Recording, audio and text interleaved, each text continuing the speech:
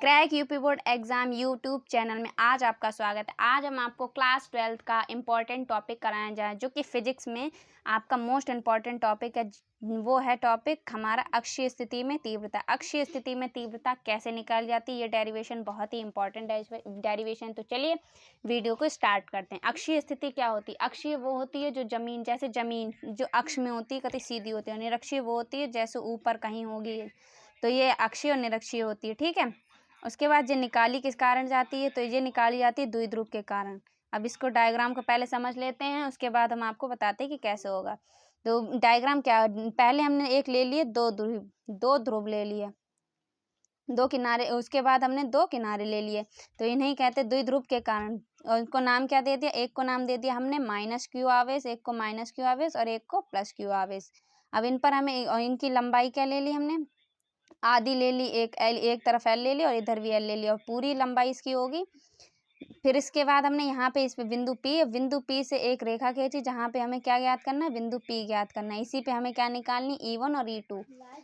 E1 इसमें दो तीव्रता निकालनी। पहले निकालनी होगी हमें एक प्लस क्यू आवेश के कारण, और दूसरी निकालनी होगी माइनस क्यू आवेश के कारण। ठीक है।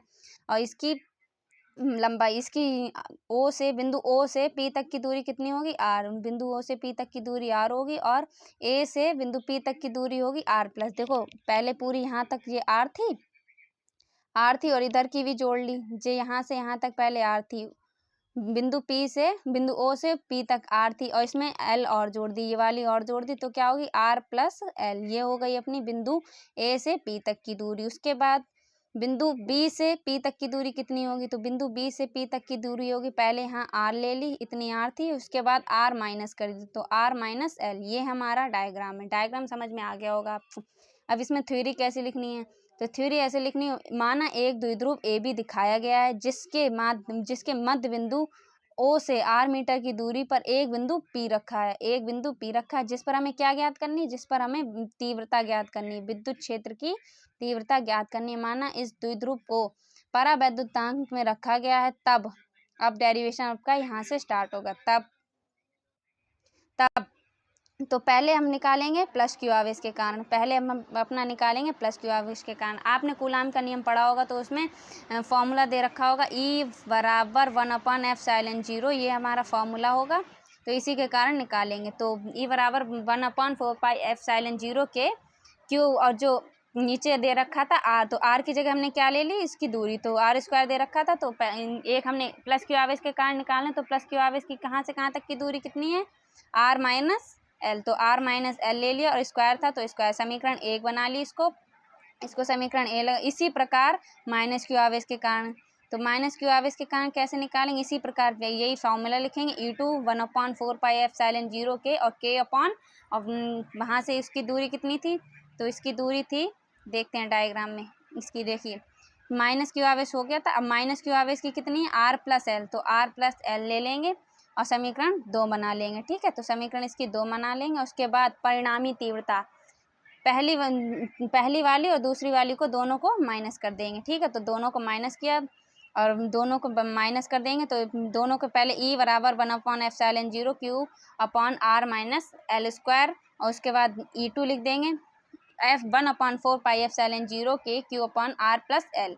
दोनों के लिखने के बाद घटा देंगे, तो इसमें 1/4πF0 कॉमन ले लिया, और क्यू भी कॉमन ले लिया, 1/r माइनस एल स्क्वायर और 1/r माइनस वो प्लस आर स्क्वायर। ठीक है। अब इसकी क्या कर देंगे? आपने a प्लस वी का होल स्क्वायर सुना होगा, sorry a square plus V square का आपने फॉर्मूला सुना है, तो इसी टाइप से हमने इसको भी लिया है। तो ठीक है, पहले E लिख लिया 1/4πF0 के, और Q ले लिया, कॉमन निकाल लिया। उसके बाद इसकी तिरछी गुणा कर दी, इसकी भी तिरछी गुणा कर दी, तो ये ऊपर आ गया और ये भी ऊपर चला गया। ठीक, और इन दोनों की आपस में गुणा होगी। ठीक, उसके बाद फिर अपना लेंगे E बराबर 1/4πF0 के, Q ले लिया, और फिर उसके बाद इसकी a प्लस बी का होल स्क्वायर करा, वही ये फॉर्मूला खोल दिया, तो R square plus L square plus 2RL। ठीक है। तो इधर भी अब माइनस का ले लेंगे, R square plus L square minus 2RL। R square से कैंसिल हो गया, और ये एल स्क्वायर से एल स्क्वायर कैंसिल हो गया, 2RL कितना हो गया? 4RL। और नीचे क्या दे रखा है? R square minus L square, तो इनको भी नीचे लिख दिया। उसके बाद आर स्क्वायर का मान एल स्क्वायर से क्या होगा, आर स्क्वायर बड़ा होगा, एल का मान छोटा होगा। तो ये तो हम मानेंगे, इसको मानेंगे नहीं, जब छोटा है तो छोड़ देंगे, ठीक है। उसके बाद तब E is equal to 1/4 pi F silent 0 Q upon 4 R L, Q upon 4 R L upon Q 4 R L upon R square, और स्क्वायर से स्क्वायर कैंसिल हो जाएगा अपना, एक आर से एक आर कैंसिल कर देंगे हम, एक आर से एक आर कैंसिल कर देंगे तो 3 आर बचेंगे, तो 3 आर बचेंगे तो यहाँ पे अपना फॉर्मूला लगा लेंगे, E is equal to 1/4 pi F silent 0 के क्यू इंटू 12 इंटू 2, इनको भी तोड़ के लिख दिया, ठीक है। और नीचे आर का क्यूब, तो चूंकि करके लिख देंगे Q into 12 is equal to P, विद्युत द्विध्रुव का जो फॉर्मूला है तो इसमें पुट कर देंगे। अब पुट करेंगे तो यहाँ पे E is equal to 1/4 pi F silent 0 के, और पी की जगह फॉर्मूला जो क्यू इंटू 12 की जगह पी रख देंगे तो 2p अपॉन आर क्यूब आ जाएगी। यही हमारा डेरिवेशन प्रूव हो गया है।